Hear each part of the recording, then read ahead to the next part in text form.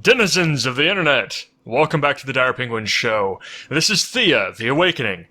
Here in Thea, we have done some really neat things lately. We have had some visitation from some beings. That was a really interesting encounter. I almost wish we had done it just to see what happens. You know, she's a cursed being, and she offered to heal us. But there were definitely downsides to that, and we didn't do it. In addition, we hunted down some bandits, and that was an interesting fight. Pretty difficult. And so we've reached a point in the game where we can kind of craft almost everything that we have available to us. We're close to getting another research point, so we can unlock something else soon. If I go in here and look at all these materials I could get. Look at all of these things I could craft. I mean, we can craft meals. That's the only thing on here that we have unlocked is cooked meals. I could be able to make jewelry. It conveys various bonuses to the wearer. That's pretty cool. And one of the recent patches actually added the ability for warriors to wear jewelry. And how about light armor? I mean, that would be fantastic to be able to make for our characters. There are a lot of characters that we have that aren't wearing any armor whatsoever. How about weapons or axes? Different types of weapons. We have bows that we can make. Don't really know what ranged damage does. I'd like to see. We have a bow now, and hopefully we'll get to see what that does. But clubs or even staves, we can make them for our scholars. Likewise, there's a lot more construction buildings we can make, such as the watchtower. I think this is what you can potentially turn into to increase the range of your village. I don't know. Or we could unlock some of these other buildings. So now we have a choice of more branches for our children. So when our children go up, normally we've been able to turn them into warriors, gatherers, or crafters. But here we could turn them into sages. And then they have a chance to become a scholar or an inventor. That's more classes that we have access to if we get that. That's really neat. But maybe we decide that we need this major. And I mean, if you read these things, they're really cool. All of these things are really neat. And I feel like we need to really crank up our rate of getting research points. I think that should be our objective, is try to just go around, get in as many encounters as we can so we can get the research points to be able to unlock some of these things. But if you go in here and look in Australia at the things that we can craft, clothes, we can craft every single one of these materials we have on hand. We don't have a consistent source of amber, but we at least have some, and we don't have a consistent source of leather, but we at least have some. Say, okay, well, let's go ahead and get that amber so that when we go to craft, we can use that. So let's see what the difference would be. Let's say I use the best materials that I have access to.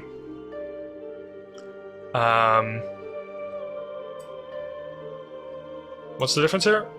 Looks like it's honestly better with leather, but we could use amber. Okay, so we currently aren't bringing in any leather, but we have some nearby, and we'll probably want to send out some gathering parties to get that. So it's just... Oh, this is what bad quality does! Okay.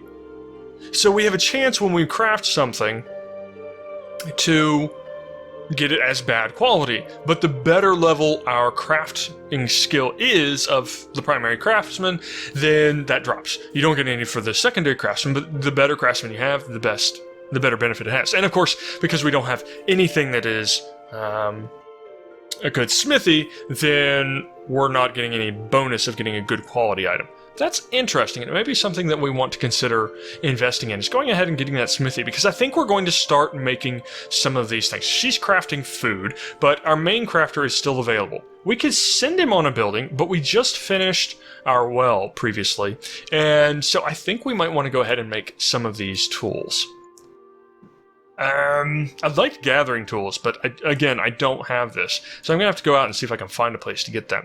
Crafting tools is probably the best bet, because that's going to increase the skill of your crafter, which is going to reduce the skill, the risk of getting something bad quality. So let's go ahead and craft some tools. Now, we don't really have a choice here. We have to choose these ingredients because we don't have access to... I think this is clay and this is some sort of ore. I'm not sure what it is.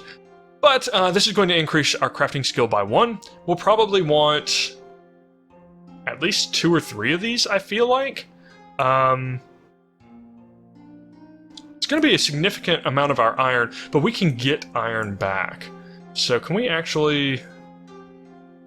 These guys are back. For now, can we...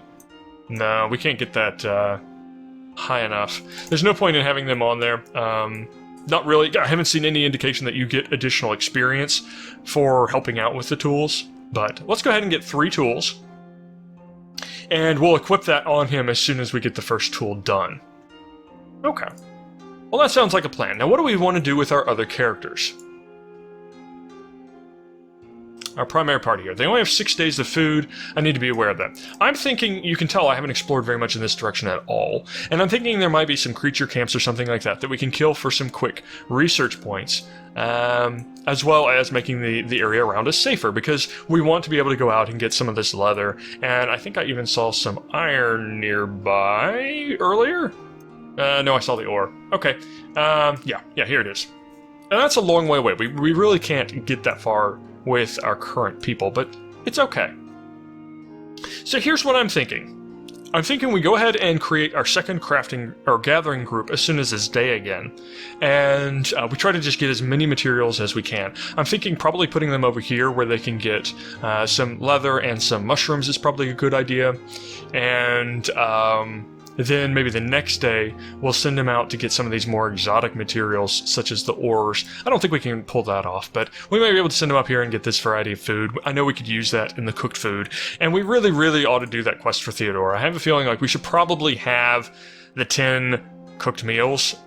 We're day 48, and we still haven't cooked 10 meals. And the person we have on the job takes 8 days to cook a meal, so that's a bit of a problem.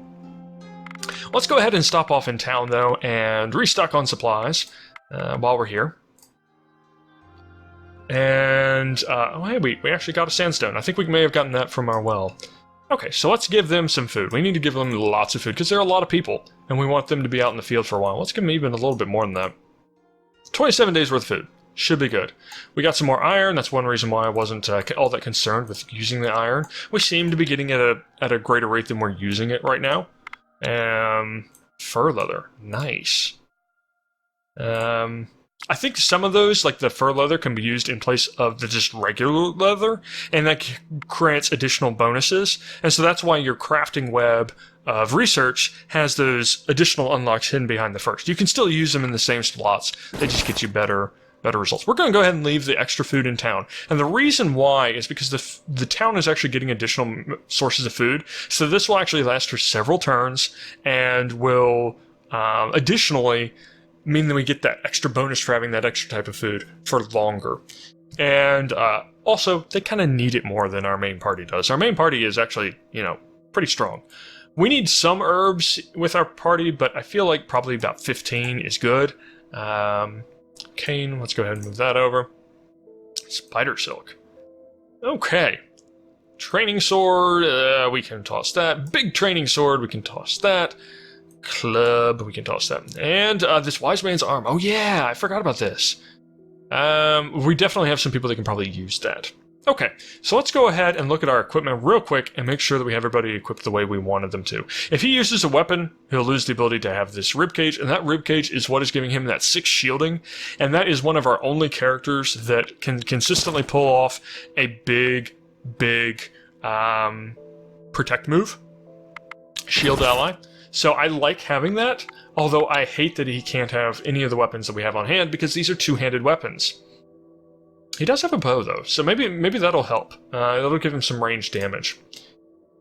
Okay, here, yeah, you can see that these characters can now have jewelry, so that is a concern that we used to have, that we couldn't give them extra bonuses from that, and now we can, so I'm excited about that.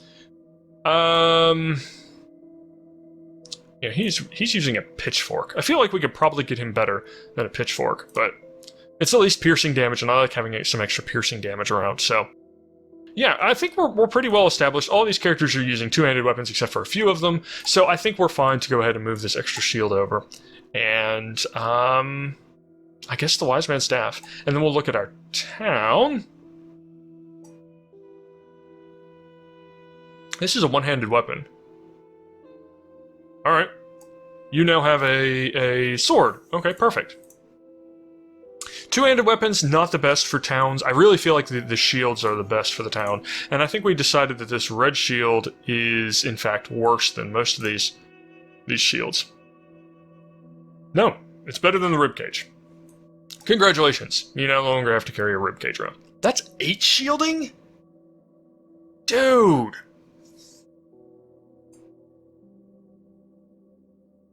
Okay, well, it's better than that. Use a piece of wood. Seriously. Okay. I should have realized that earlier. Alright, I guess it pays to look at what your characters are using. Okay, perfect. Now we've spent way too long on this. Let's go up here to the north east and see what we can find. We're going to go ahead and head out at night. We're going to leave the town as is and see what we can find. Now, we have to be a little bit careful. At night, you kind of have to move. I mean, we can't even see the tile we're moving into, so you kind of have to move a little bit slower. If the train was more forgiving, I think we would be able to, but... Well, who do we have here? Okay! We got in a fight with a bear, 2 wolves, and 4 hulking rats. Okay. Well, let's see how this goes. Alright, first up we have our blunt damage. Nice. We have one of our piercing damage and a lot of health. Nice. We also have... Sergey's not necessarily the best, but he does do a lot of damage now. We upgraded his stuff, I think, and he's actually pretty good there. We do have a wounded guy here. I forgot he was actually wounded, so it's a good thing that he's in the tactics hand. We can still use him to come out at the proper time, but this gives us an additional opportunity to potentially keep him safe. Because he is piercing, and he's a little bit better at that. We have a very powerful shield ally, and, of course, Bartosz. So, let's go ahead and keep it. I have no earthly idea what the bear is or where he is. I do not have a any ability to be able to affect their decks. I don't have any counter offense or counter tactics. That means we've got to go for straight up damage. Although I do have some strong confuse abilities here. Might be a good use of him. Toss him over into the tactics, keep him safe, use him for his confuse ability. So let's go ahead and get our strong blunt damage right out of the gate. It's our only card we can play this turn, so let's go ahead and do that. The AI is smart. It knows how to protect a unit from a heavy damage character. However, in this case, we can kind of do this safely. This character is confused. So that means he's not going to be able to go the first round, and even if they do something like a first action ability to move him to the front, we have a chance to hit him first. Particularly in doing so, he would be a prime target for any of my characters that I can get in between him and another monster. So I'm actually going to go ahead and use my Sladar here. It's kind of a waste on a rat with 7 hit points, but he's going to be able to kill the rat and mean both Dobrovia and my Sladar on their... Yeah, okay, didn't necessarily think that through. I can tell it's been a while since I played this game. For some reason I thought that was going to kill the rat. And any of you people watching now think I am insane for doing that. It's okay, we can definitely shield him if we need to. Might not be a bad use of... Alright, here's what I'm thinking. I could go ahead and do a shield ally, and this would kill the bear on the first round, because she would kill the hulking rat. No, we don't even need to do that, because unless they do anything, the bear is dead. Because her blunt damage will carry through to the bear, and then my Sladar will kill it. So it will never get a turn. If they make the bear go first and put him in front, then both of these characters will be lined up to hit the bear. Again, he's confused, and as far as I know, you can't get rid of that, so I think we're still safe. I think this is going to work out. So I think what I'm going to do is, instead of worrying too much about the bear, I'm going to go ahead... I only have 1 card. Let's go ahead and get one more heavy damage character. Oh, he does 16 damage, though. Alright, let's go ahead and put her out, and then I can use my shield on her if things get too heated for her, based on what they do. They still do have 2 cards in their tactics hand. They went ahead and played him. He'll be confused. Okay. So I think the way this is going to go is these 2 characters are going to kill the first 2, then she will kill this wolf, and then the hulking rat will be hiding behind. Just in case, I think I am going to play this a little bit safer. and not bring him out, because some of these characters, I mean, if things go wrong, he would die. So I think what I'll do instead is I will shield her heavily. And just wait. I don't think I'm going to bring out another character at this time. We know there's at least one more wolf in here, and I think I'm going to save this confused for him. So I think I'm going to stack shields on her and just hide behind her. They're not bringing out enough damage that that's going to be a serious threat. Yeah, let's do it. Let's go ahead and hide. We'll get 2 passes with all of our characters. We can kill probably up to at least maybe 5 cards. There's the extra wolf. He does a lot of damage. And they brought him first. She's going to take 8 damage because now he's out of access. I can't actually confuse him, which is a big shame. He's already injured. Let's just go ahead and use him for his confuse.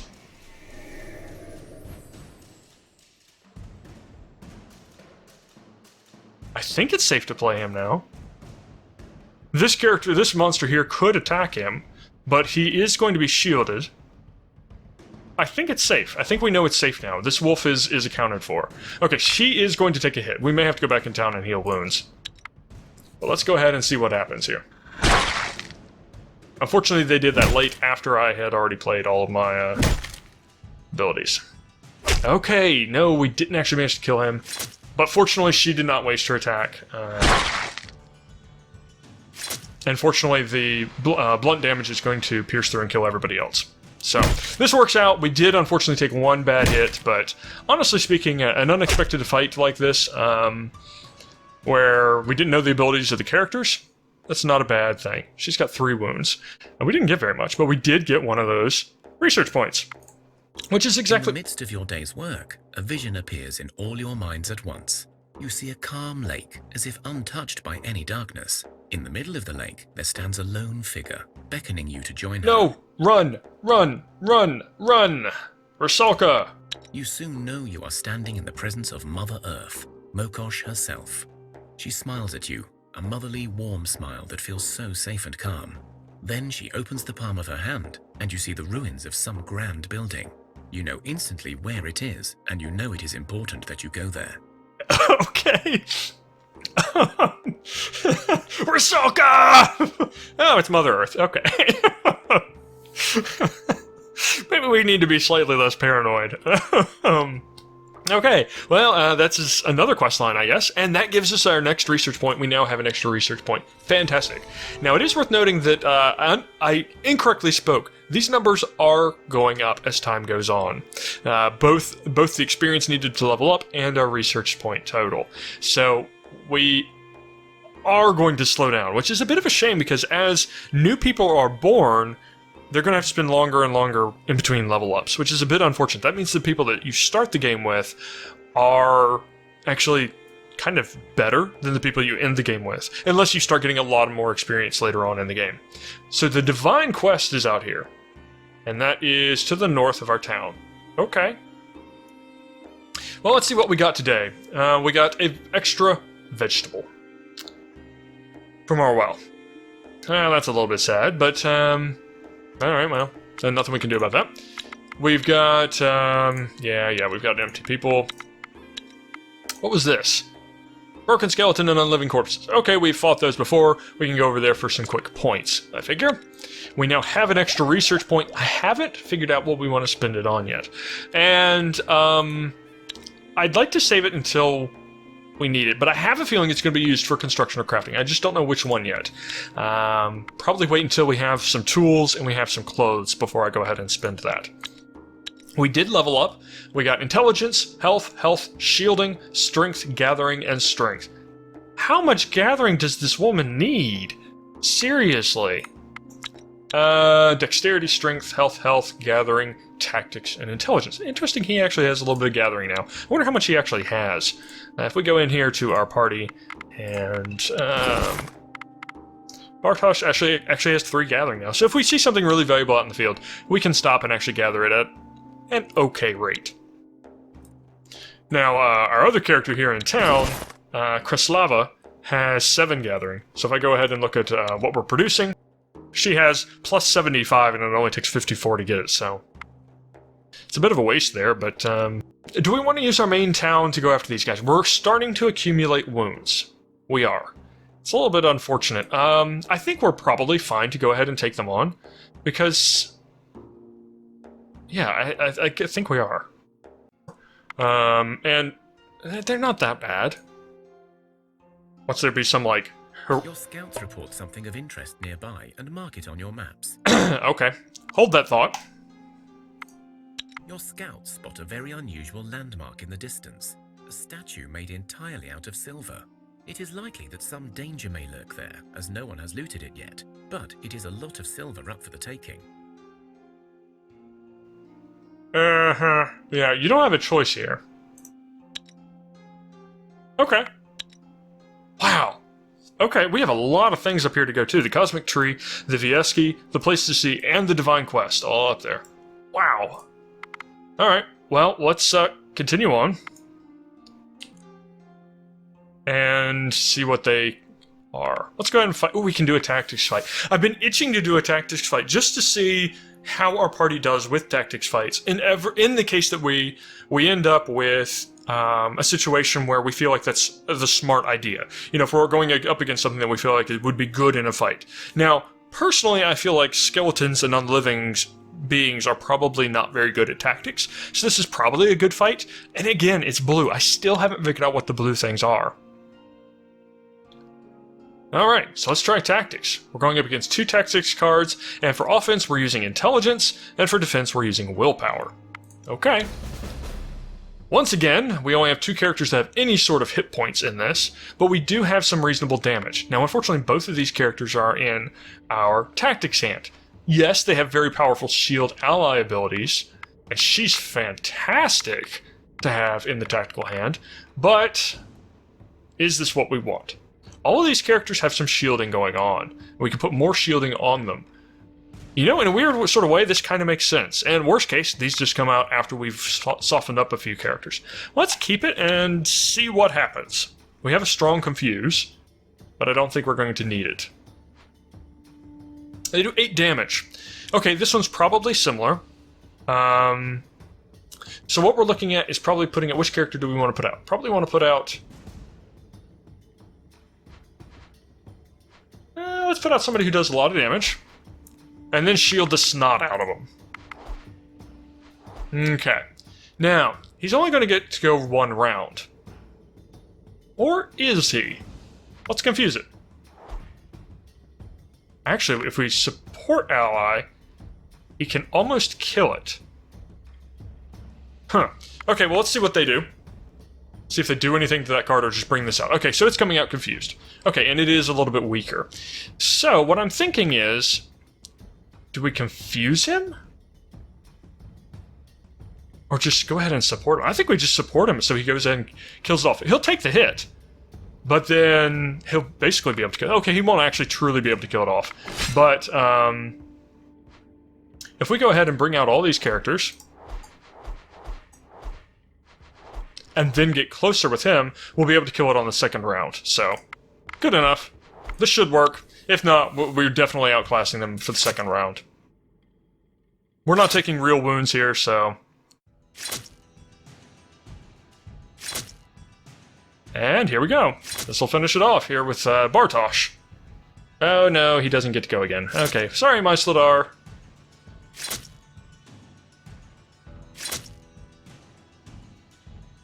There we go. Okay, I think this means that we did not get any research points or experience. We just got the loot. Oh, no, we do.